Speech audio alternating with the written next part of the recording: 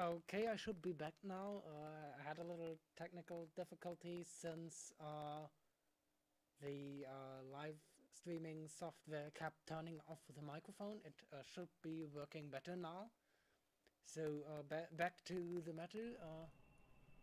I've built this thing to...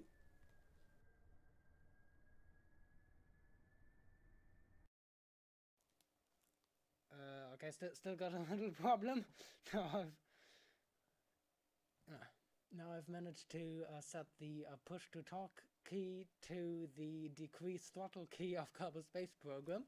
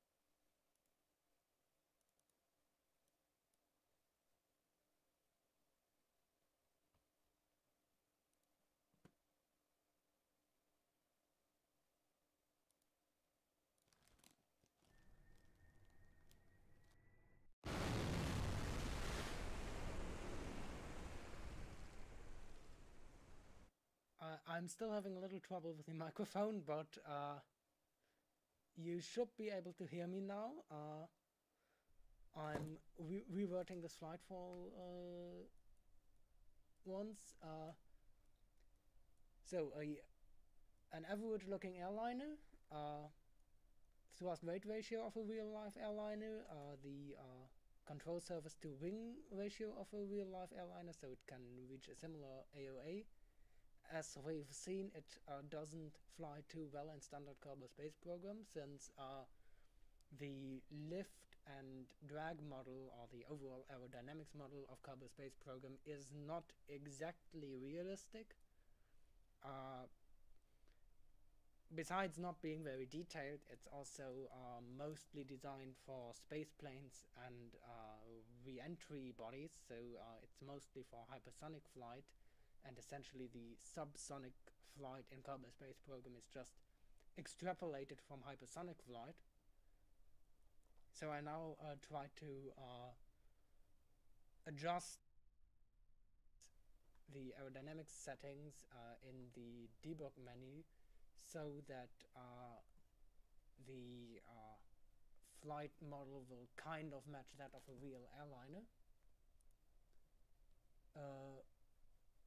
For once, we need more lift, since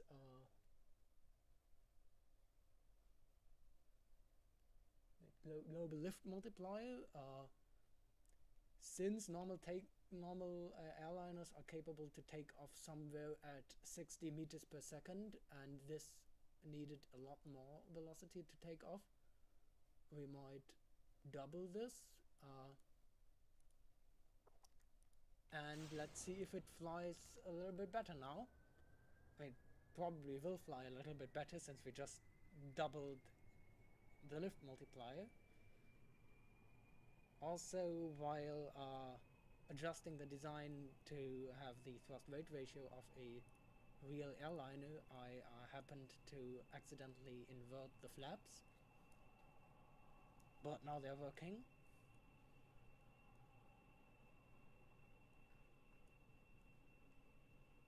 And it's kind of taking off.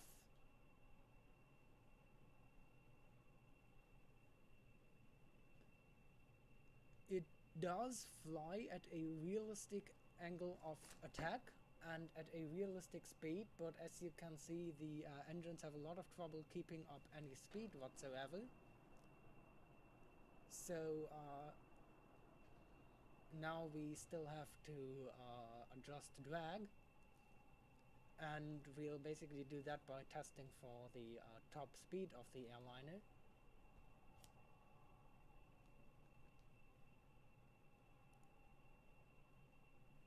There's the global drag multiplier, and right now we seem to be reaching a top speed of 60 meters per second.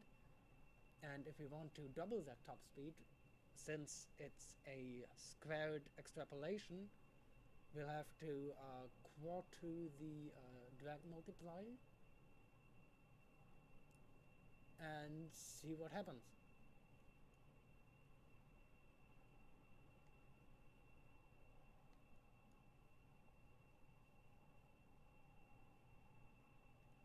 The AOA still seems to be a little bit much for the amount of lift, so I think I also slightly increase the lift multiplier a bit, though the design isn't perfect either. It does have somewhat shortish wings for a normal airliner.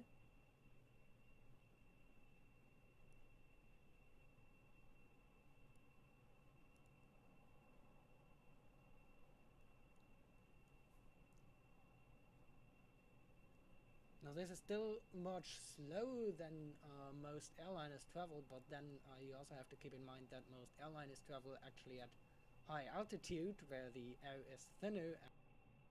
At sea level altitude they actually don't have much of a top speed either. So we can now try to climb to a similar altitude, something like 5,000 meters, and see if the top speed will increase.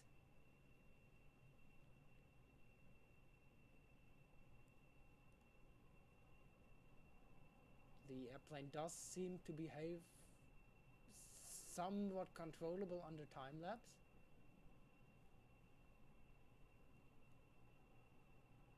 Also, deactivating the flaps after takeoff might help with actually achieving top speed.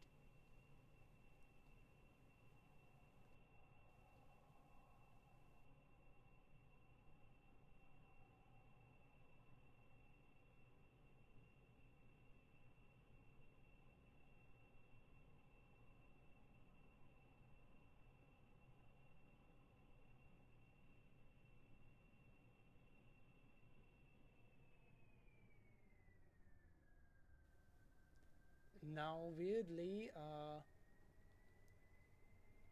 I actually don't know why that is, but the plane keeps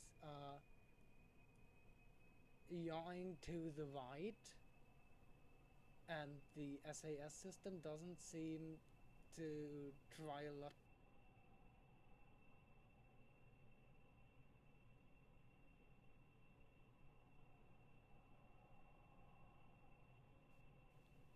Has the time-lapse may have warped something within the airplane?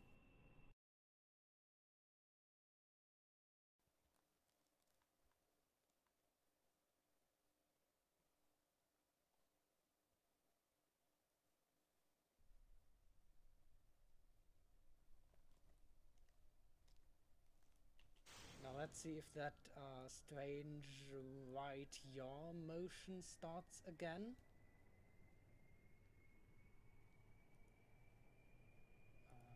Deploy direction. I should go back to assembly building and just do that once and for all, but now we're already taking off.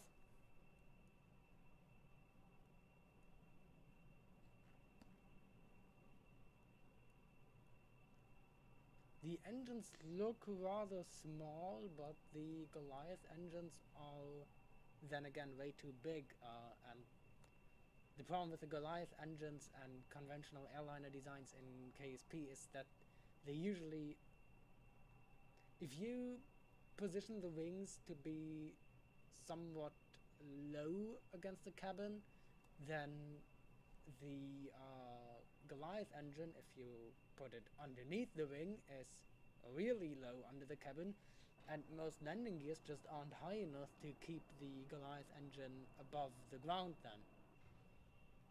Now there doesn't seem to be a weird right rod draw this time. Retract the flaps and keep climbing and seeing if the weird yaw appears again. Also, the game seems to automatically assign the ailerons as canards, which is not exactly what we want them to be.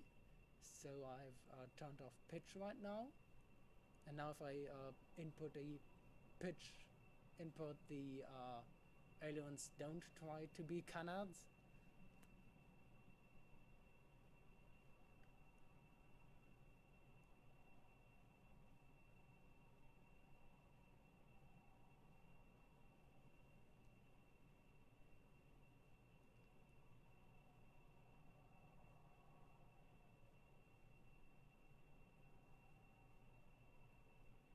I try to build the design more into what a real-life classical airliner looks like once I've actually figured out the aerodynamic multipliers needed to get this thing to fly somewhat realistically.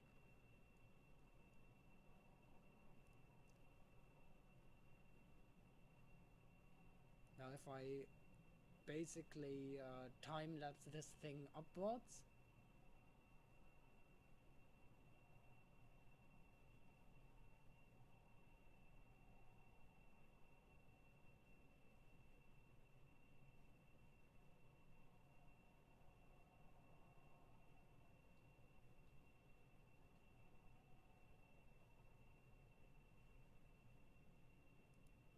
yeah, it still go very fast though.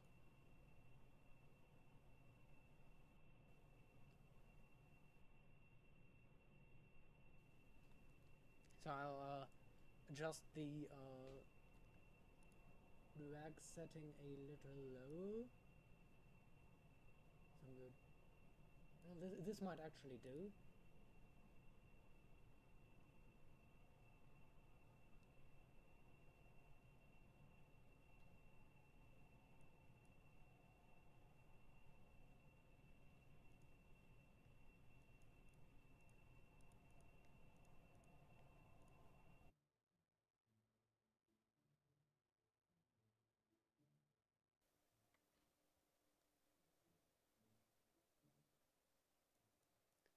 As you can see, I'm still experimenting with the streaming software, and it's still not exactly acting as I want it to.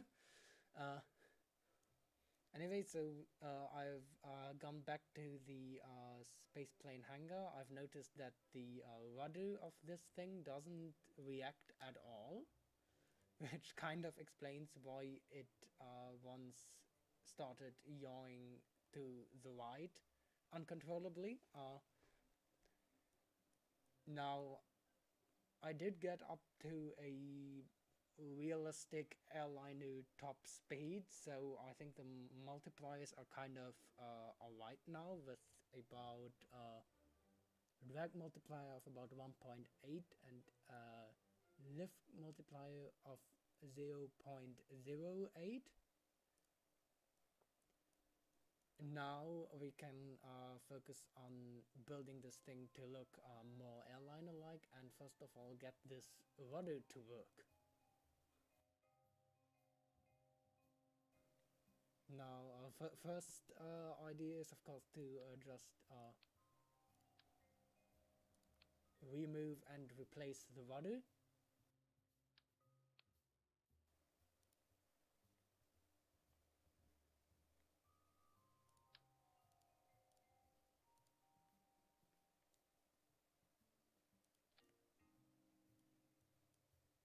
Also, I might change the deploy direction of the flaps while I'm at it. And now we can see if this rudder works for whatever reason.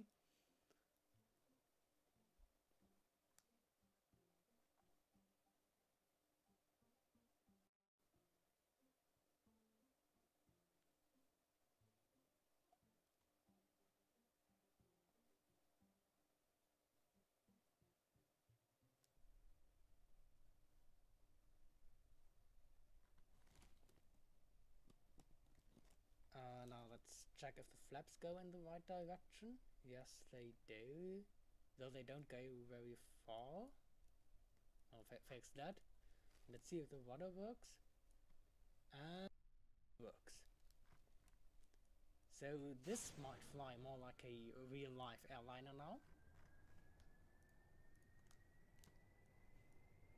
And just like a real-life airliner, it does take a while to accelerate off the runway.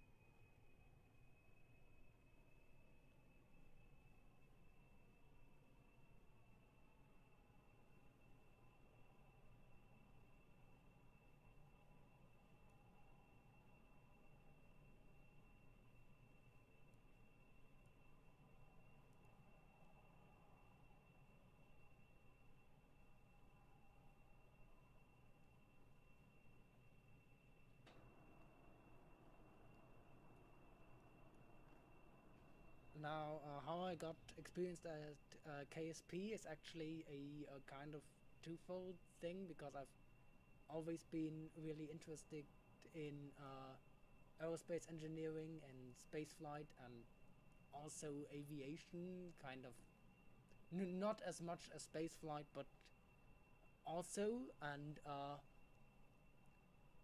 so I've come to KSP with a lot of pre-knowledge. I've actually found KSP on the forum about Orbital Spaceflight Simulator back when KSP was a tiny little demo version where you had, I think, about 10 different parts, and there was no moon. You could just try to get into orbit, or fail at getting into orbit, and that was about it. Since then, a lot has changed since then. So I came into KSP with quite a bit of previous knowledge about aviation and spaceflight, and then I've spent a whole lot of time in KSP, though. I mean, I did learn a lot about the game's features, of course, in just gaining experience with KSP. Though I had a few longer breaks where I didn't play as much KSP between the first few demo versions and when Science and Career Mode were added, and then between when Science and Career Mode were added and about a year ago. So it's not really that uninterrupted, but also, I've only recently actually switched to the Steam version of KSP, so I don't have an accurate counter of how many hours I have on KSP. I could try an educated guess.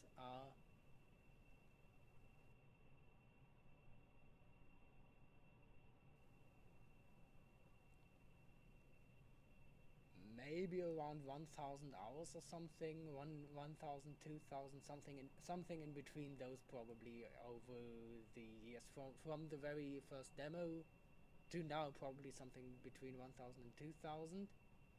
On the later versions, probably just something like 500. But that's just really a very rough estimate. The aliens are again acting as canards, which I should have, of course, turned off in the vehicle assembly, but in the space plane hangar, so I don't have to turn it off on every flight. Now I want to see if I do a more realistic traveling altitude and then glide down from there.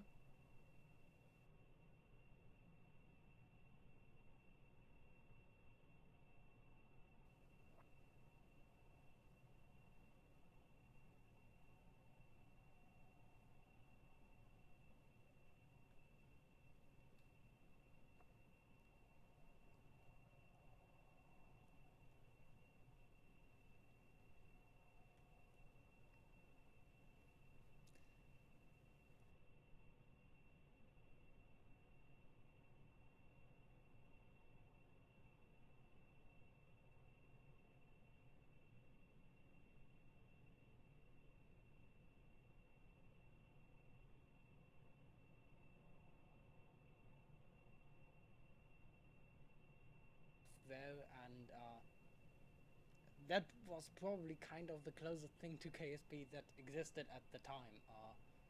I started flying in flight simulators, installing flight simulators on my old laptop that had a 2 gigahertz dual core processor, which was fast at the time. And from there I went into orbiter. I've always really been into spaceflight, and the university where I now study has a yearly kind of public event, and I've almost always been there as a child, and at like 11 or 12 years or something, they had that Soyuz semi-mock-up on display where they had a heavily modified version of Orbital Spaceflight Simulator installed, and you could try to dock a Soyuz capsule to the ISS in different difficulty scenarios. And I, of course, tried to have a go at that, and after that we talked to the people who built that basic mock-up, and they then recommended Orbiter Spaceflight Simulator, since that was basically the software that this mock-up was running on. And then the next day I downloaded Orbiter 2006, I think it was, and tried around, and I managed to be surprisingly stupid. I already knew about very basic orbital mechanics at this point, and nonetheless my brain just kind of didn't work right, and the first thing I did was try to fly to Mars, of course. And how did I do this? I point my nose at Mars and throttle up, of course, which is absolutely not how you go. Even though I knew how we would actually get to Mars, that's the first thing I tried. It took me a while to figure out how to get a space shuttle into orbit. Without autopilot, that is. I didn't do gravity turns. I basically tried out through trial and error how I could get a space shuttle into orbit by remembering certain altitudes or speeds at which I would change to certain pitch attitudes.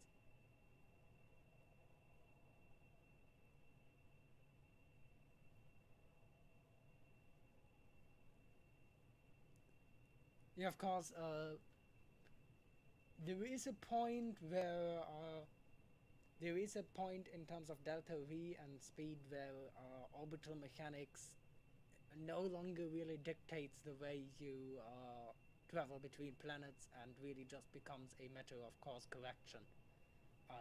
Is basically when you go for nuclear propulsion or also electric propulsion, if you manage to get the thrust-weight ratio up so you can actually accelerate in a measurable amount of time.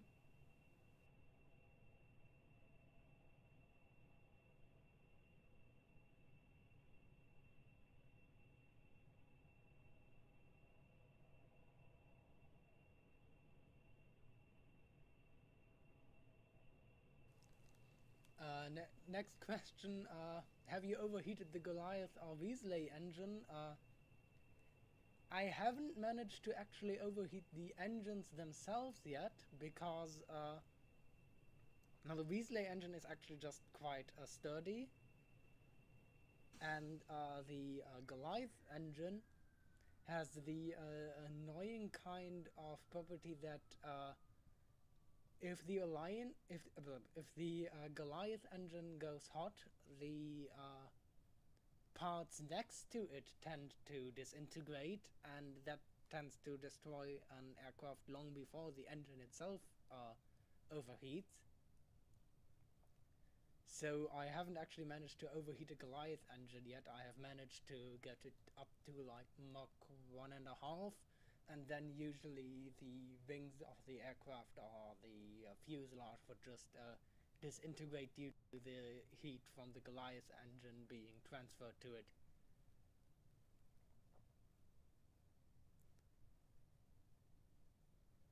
I'm now actually trying to reinstall Apollo mission simulation in Orbiter, I think it was for. The great Apollo add-on for Orbiter, again in Orbiter 2016. Back on Orbiter 2010, I remember having a lot of fun with this, and I remember never successfully finishing the mission because I've always run out of fuel. It's essentially I did usually manage to land and reascend up to the service module, but then I'd usually run out of Delta V and no longer be able to get back to Earth.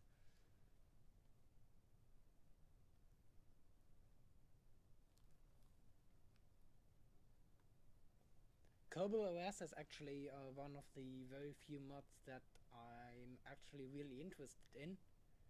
Yeah, I'm not that interested in mods. There are a lot of fun mods, but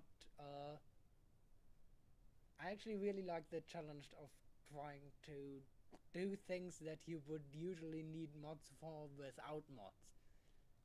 But Infernal Robotics and Kerbal OS are actually like the two mods that I find really interesting at the moment. I might try some other mods too, but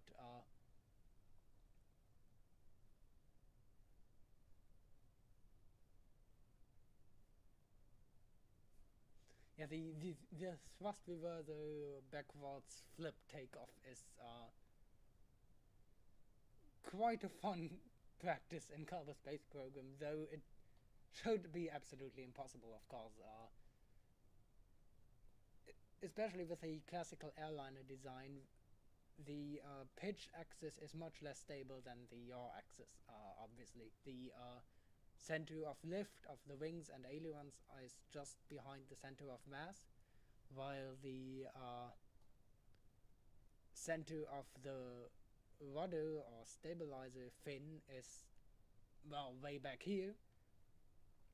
So while you might be able to have a controllable pitch axis while going backwards, the yaw axis is always going to be stable in forward movement. So as if you try to fly a normal airliner backwards, it's definitely gonna go into a spin, since the yaw axis would just want to turn around.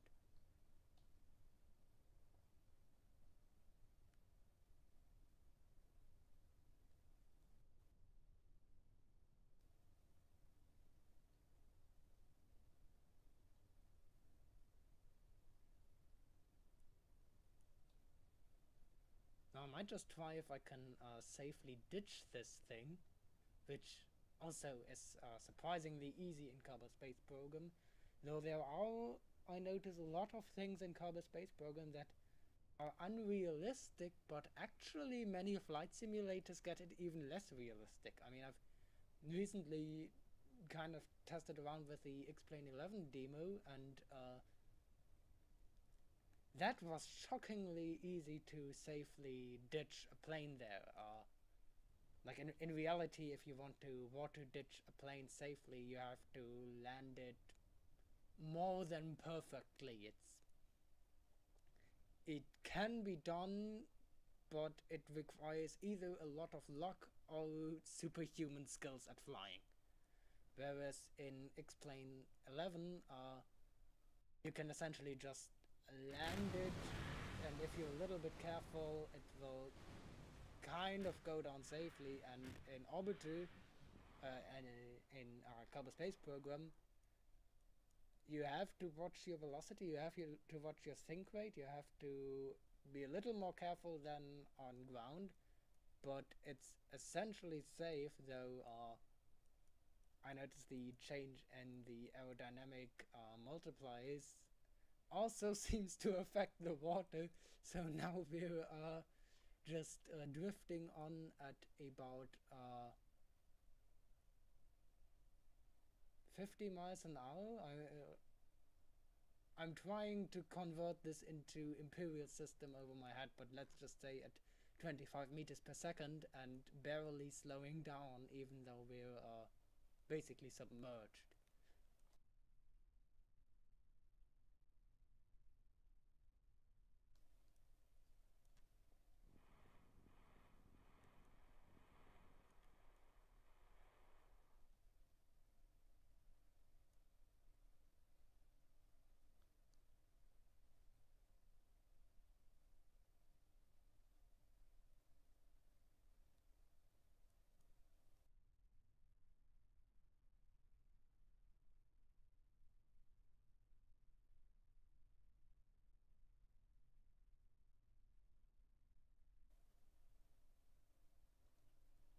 That splash sound has actually reminded me a few times of Kerbal Space Program running in the background, and I forgot.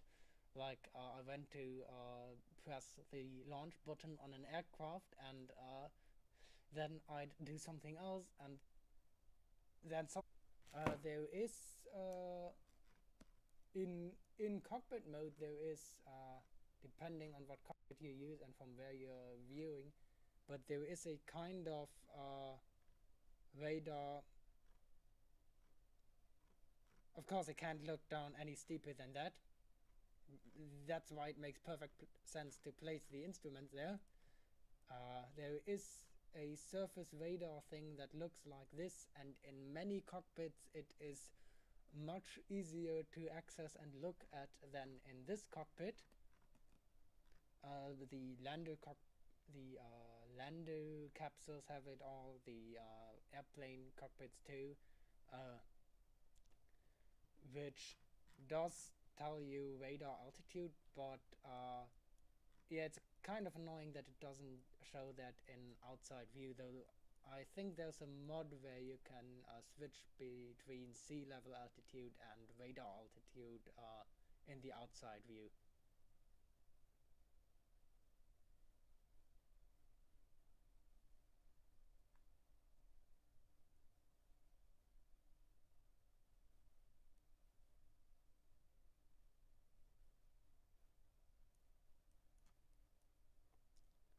I actually use the surface radar altimeter during moon or planetary landings. Even if it's well lit, it's just much more precise, and I just like saving a bit of fuel by igniting the engine just at the latest possible moment.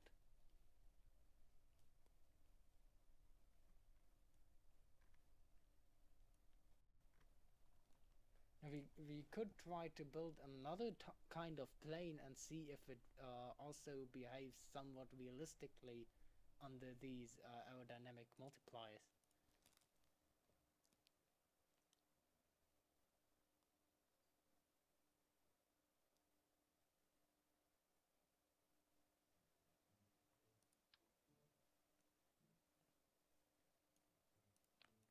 So let's start a new airplane.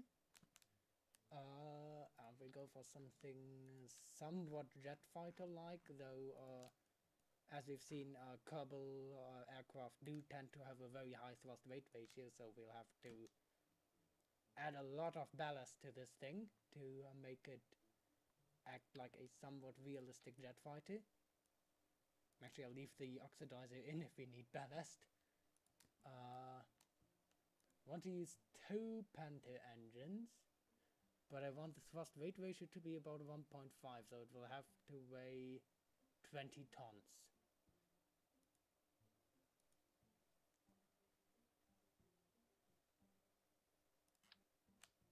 So I'll just add more liquid fuel, and let's see if we got at a somewhat acceptable mass. If I now add the Panther engines,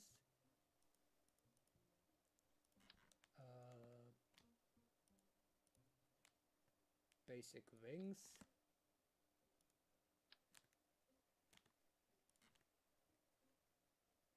let's just see how fast I can get this thing somewhat flyable.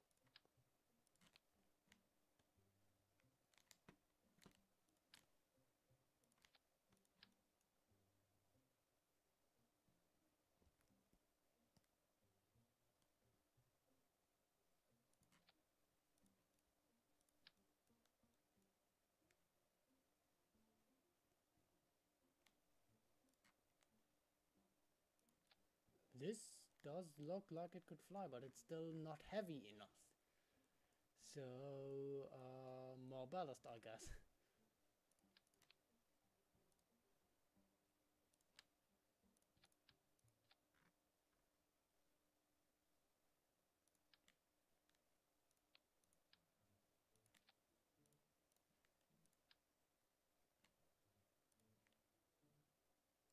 And this might do if we just add a landing gear.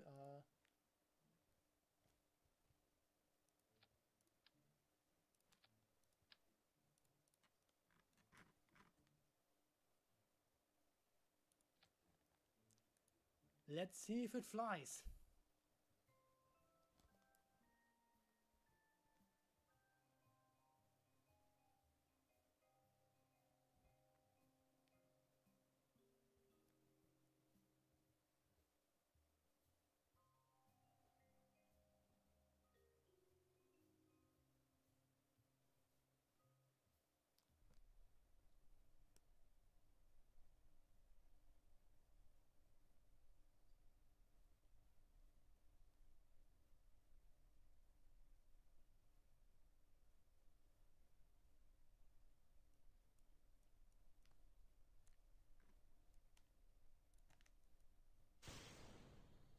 And I forgot to add.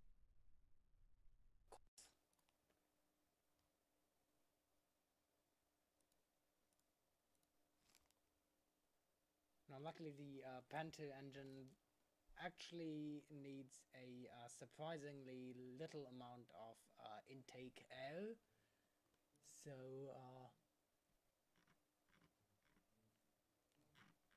I'll just take the basic radial intake and add it loosely on top.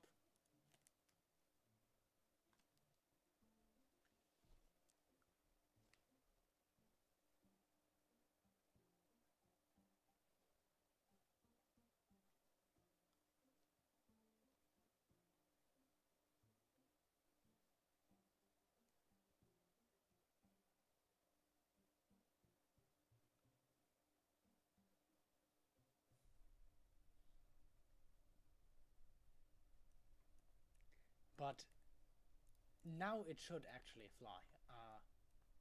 It does have everything it needs, and it's moving forward.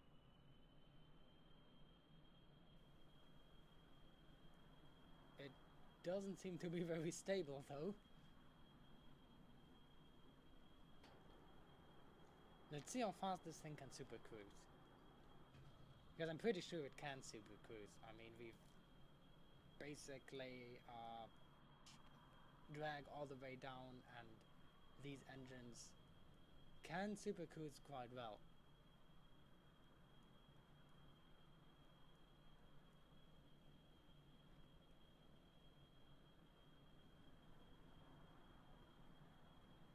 Now this is just a little test run. Usually for a full test plane I'd usually add more batteries and solar panels, because I don't want it to run dry if it keeps standing on the ground for too long.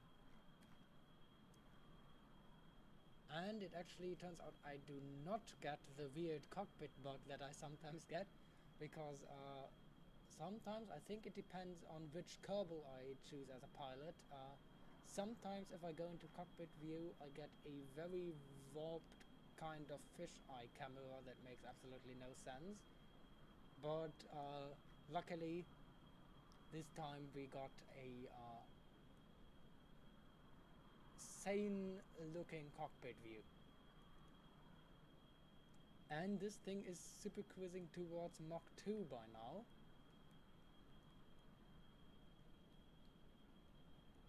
Now I haven't bound the afterburner to an action group, so unfortunately I can't activate them now, because I'd have to activate them for each engine individually.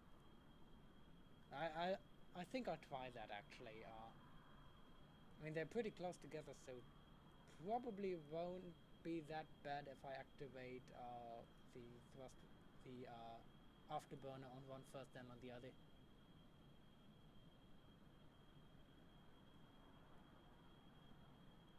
And we're super cruising beyond Mach 2 now. And now I'll try to toggle mode here, and it actually just flies on absolutely fine with one engine in afterburner and one engine on dry. Except it flames out. But that's just because it's going so fast that the dry mode is above its top speed, I think.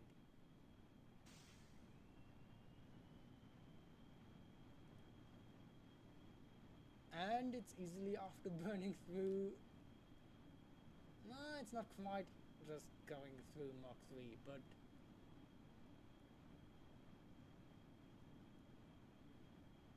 it's approaching Mach 3. And it's getting pretty hot.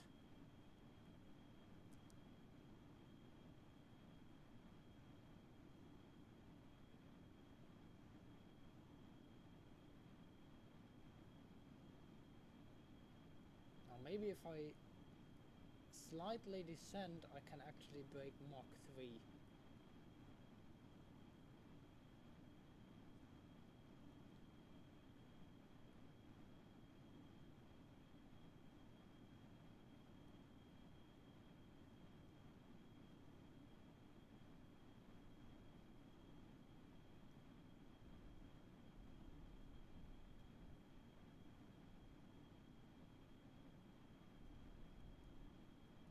I think I should slow down.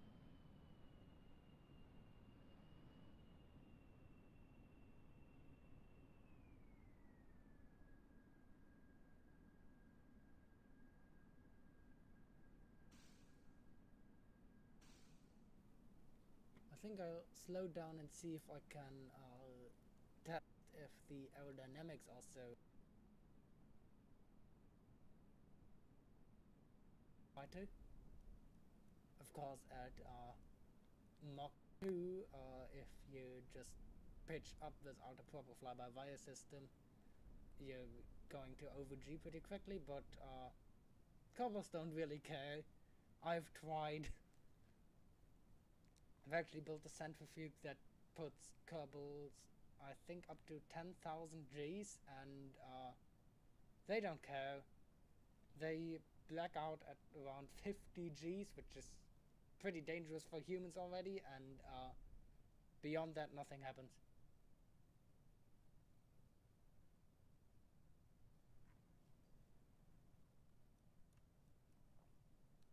We're at subsonic speed again, and we can see if how much AOA will we need to pull 10 Gs.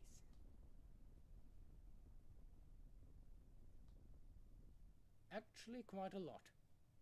But that is in fact realistic. I was actually fearing if it would be too maneuverable, much more maneuverable than a realistically behaving jet fighter. So the multipliers do seem to also work for other types of airplanes, though obviously since the way Kerbal's simulation works, those multipliers will have to be slightly adjusted depending on airplane size, basically.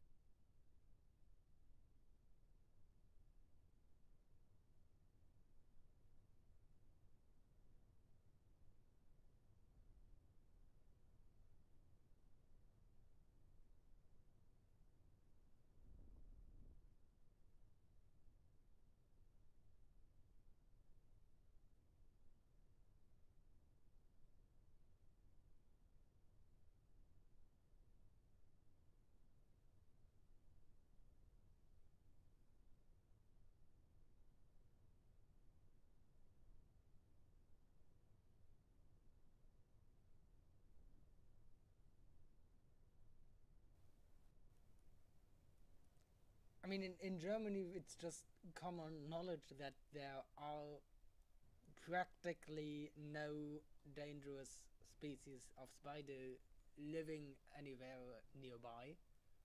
But of course, if you actually live somewhere where there are dangerous species of spider, then it actually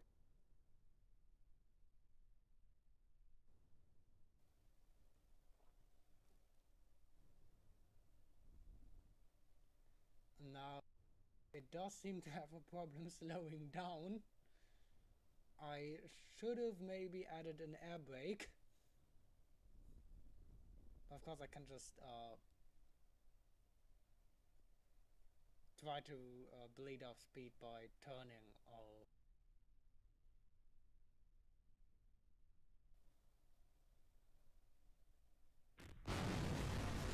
And that actually went surprisingly well. I think the drag multiplier is also... Oh, we've lost our engines. But I think the drag multiplier is actually also kind of influencing the way splashdowns work, because while the water simulation is based on drag, the water is simulated as essentially another atmosphere that is denser, and though actually the splashdown is based on impact simulations, and it does actually depend on the listed impact tolerance of the parts.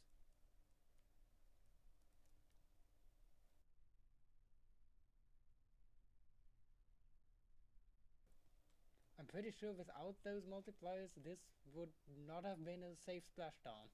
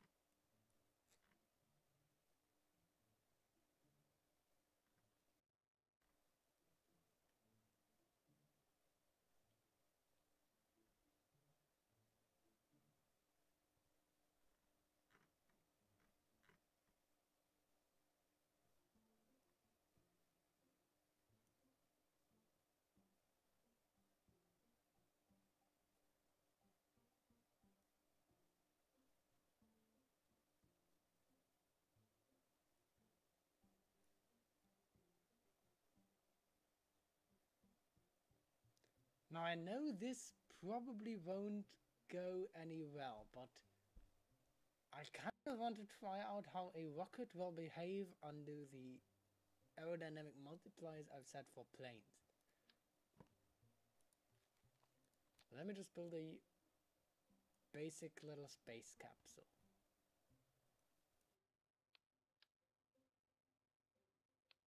Let's go for the VAB for that.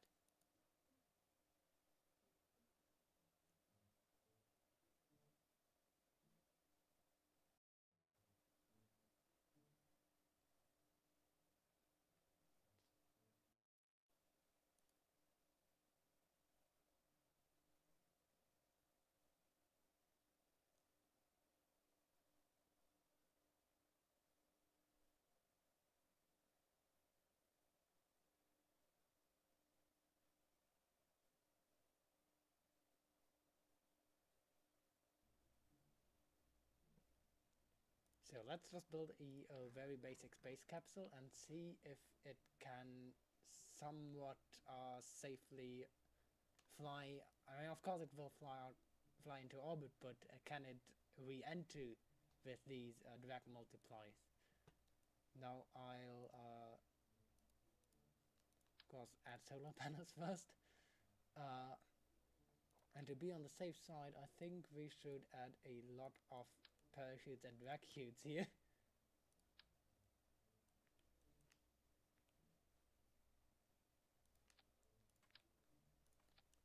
And of course stage them correctly. And heat shields aren't really necessary with this capsule and Kerbal. So now just a basic oversized rocket, because I don't want to run the exact calculations now, so I just build one that is on the safe side.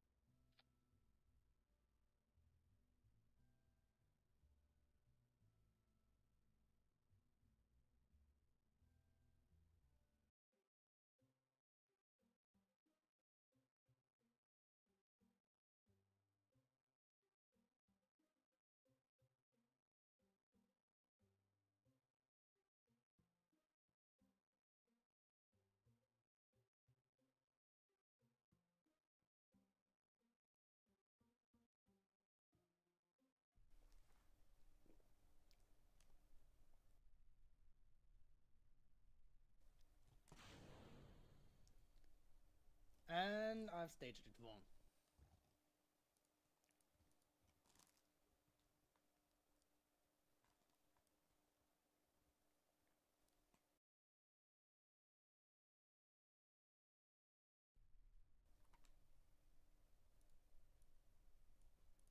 Now this should be able to get into orbit.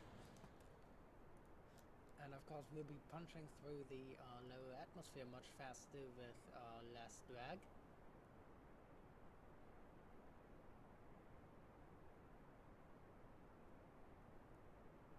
So I think it won't actually go that much faster, since it's still squared extrapolation, so twice the speed, 4 times the drag.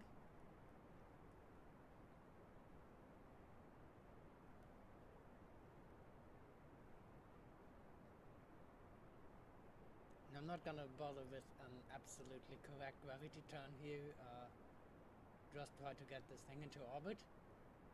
Because what I'm really interested in is how will this re-enter the atmosphere with a huge drag multiplier. Though when I think about it, the atmosphere just gets exponentially thinner if you go upwards, so the drag multiplier should just shift the whole thing, the whole re-entry sequence downwards.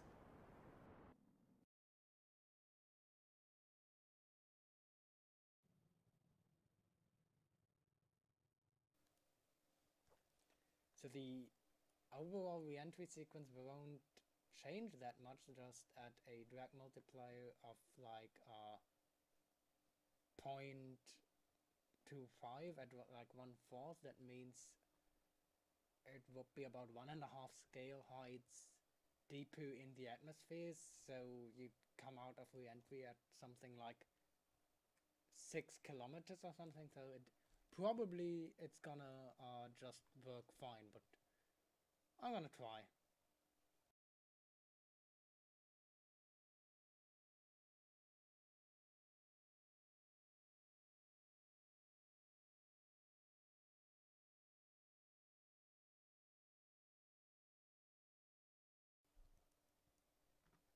Yeah, I've seen that in the chat right now. I've seen that Mythbusters episode where Adam Savage tested if the daddy longlegs would be dangerous. But I think for them to actually just start that test in the first place, they must have been pretty sure it wouldn't be that dangerous before starting the test at all. And I mean, it's actually kind of obvious. But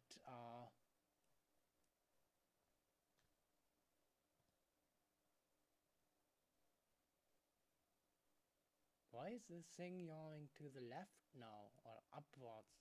But it's essentially the same.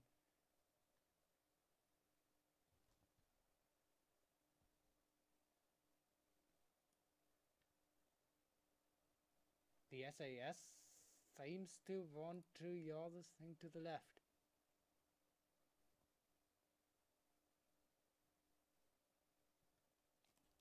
I've actually shown a short scene from Mythbusters in my video about the plane on the conveyor belt after explaining why the conveyor belt can't possibly slow the plane down at all.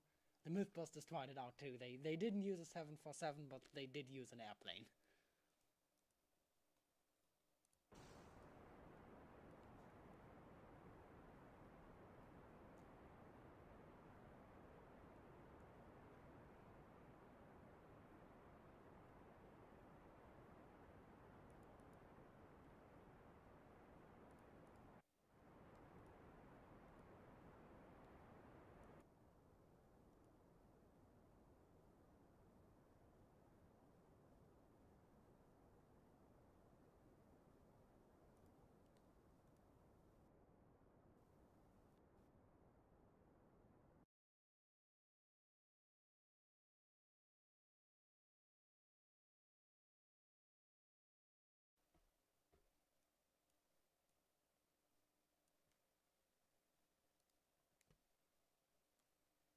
Of course, there's a question. In practical everyday scenarios, I don't think a common like house spider ever attacked anyone either. But of course, if you provoke it, like not if you provoke it, if you just really threaten it, it might, of course, be forced. Like, it doesn't really stand a chance, but you can probably get a house spider to attack you, which won't really do much, but it's probably possible.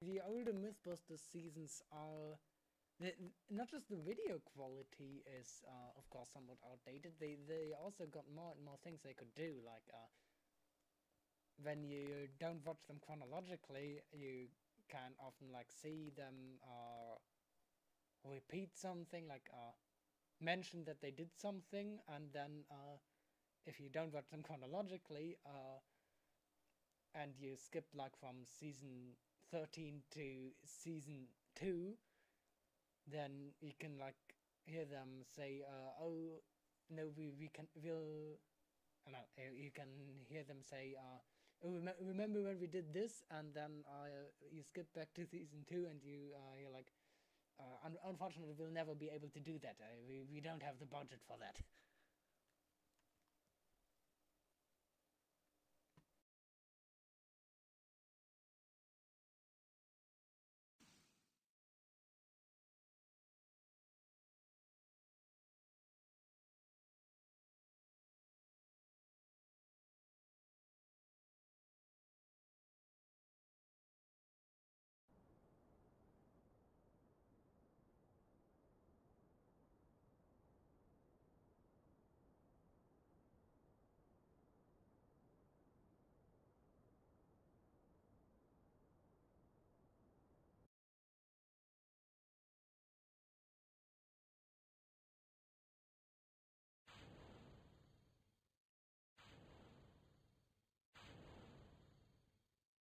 Now it turns out I actually didn't need the second stage at all.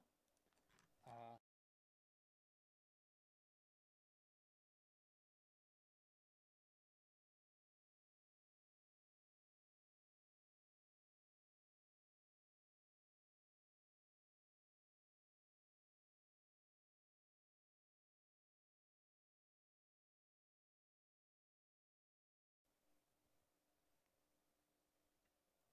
Now let's see if this thing will re-enter somewhat safely. Turns out I didn't need my second stage at all. Vector and the fuel tank just makes a very effective SSDO.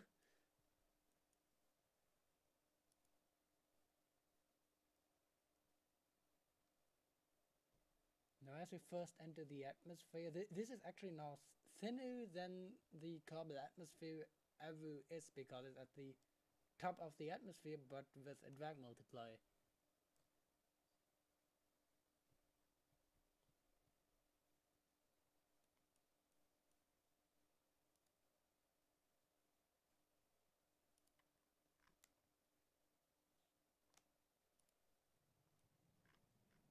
Now it's not really a risk of burning up, it's more a risk of smashing into the ground without slowing down, because the whole re-entry process is essentially just shifted downwards, because the atmosphere gets thinner exponentially as you go up, and the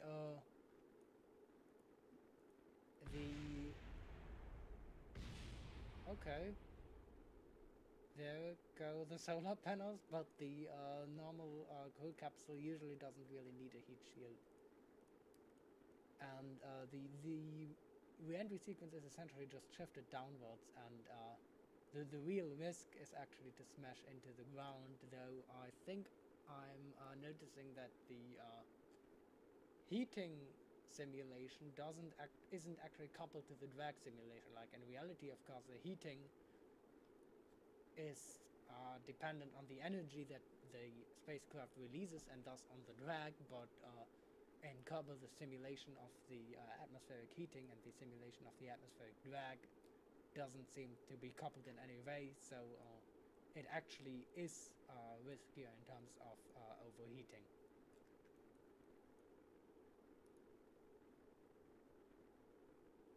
But we're pretty much in a safe velocity range by now. The standard crew capsule does no longer really overheat at velocities below 1,200 meters per second.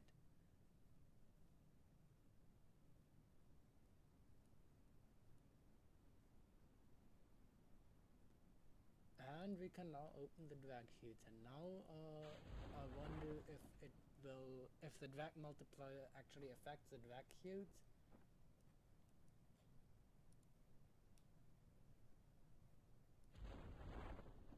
they do seem to work similar to without drag multipliers. So the overabundance of hues that I added are actually not quite necessary.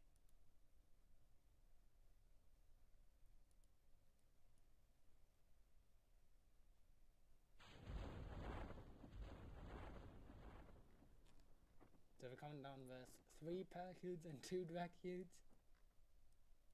It's actually not slowing down that much. Yeah, the drag multiplier does seem to affect the hues after all. Because with 3 pair hues I was expecting this tiny capsule to slow down a bit lower than 7 meters per second, but it's still survivable.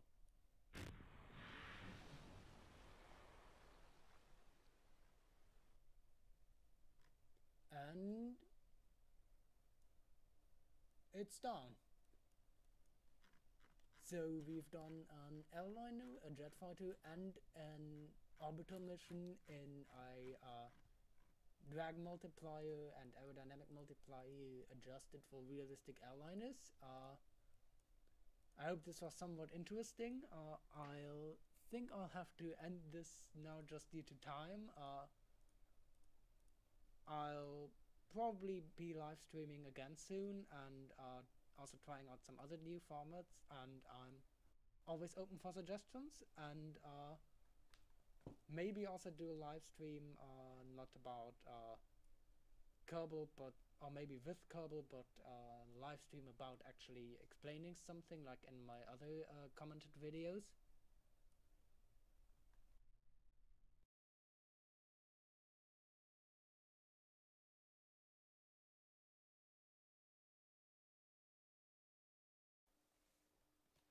And hopefully I'll figure out the technical issue with the live streaming software. I think this is not the absolute optimal software for this yet. I kind of chose and downloaded this software for live streaming a Falcon rocket launch, which worked very well with it, but it's not really good for live streaming games. So I'll probably use this to stream the next Falcon launch. Of course, tomorrow or the day after tomorrow, again depending on time zone, I'll pre-plan an event again, so you can see it there, or you can just go to commonly used launch schedules. On the 20th there will be the Soyuz launch to the International Space Station with the new crew, and at some points after that there will be the next Falcon 9 and the next Ariane 5 launch, but still with no exact dates yet. But I'll probably live stream those two unless they get set on a really impossible date. Anyway, tomorrow, depending on time zone, tomorrow I'll stream the Soyuz launch with commentary and open to questions.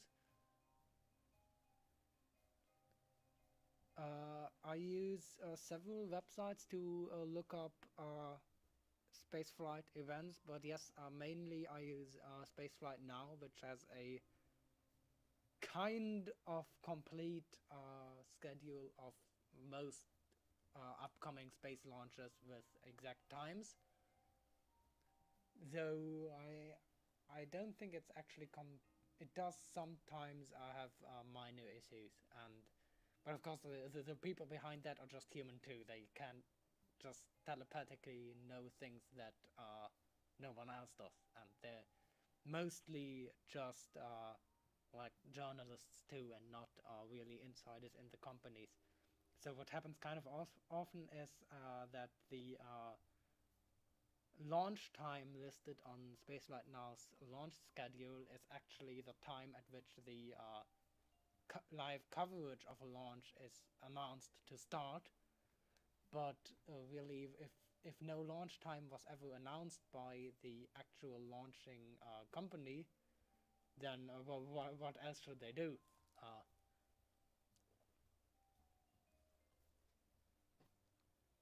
I don't think using the Spaceflight app, the Spaceflight Now app, and the website together really helps, because it's essentially the same thing.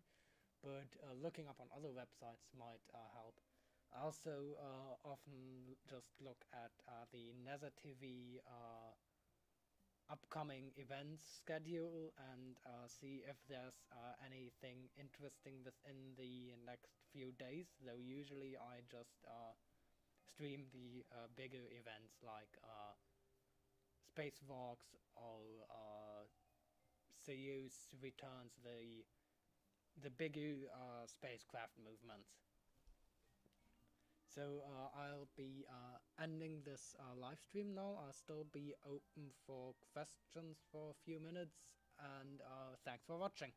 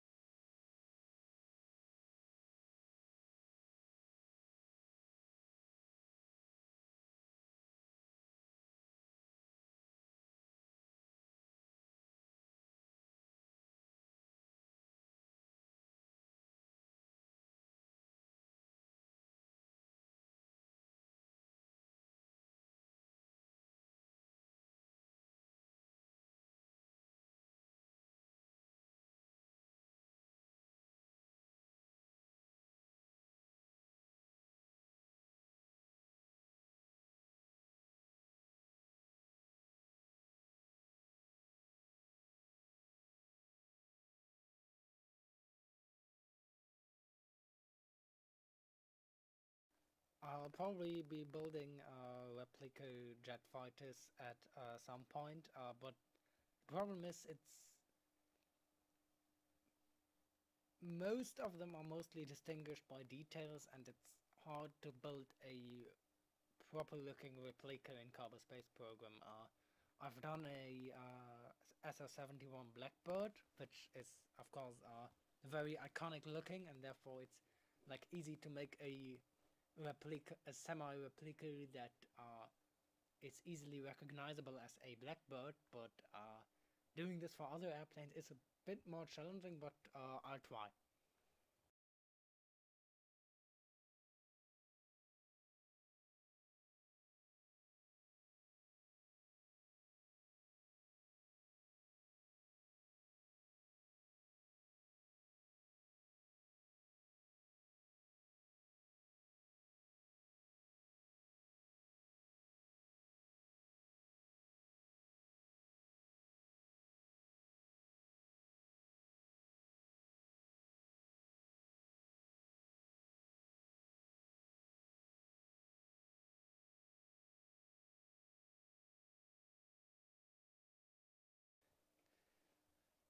It would be funny though to have just in addition to Werner von Karman, a well, how would you mix that with Kabula?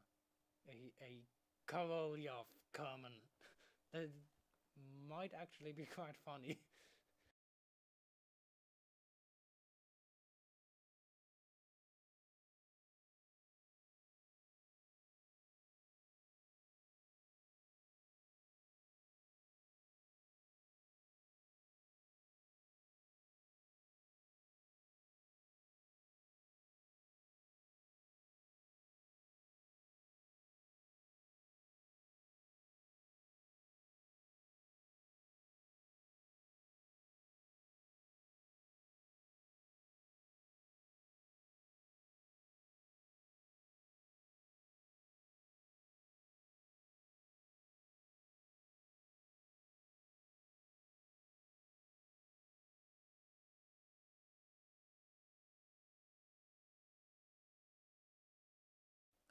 also in terms of Werner von Kerman and of course the kind of obvious historical figure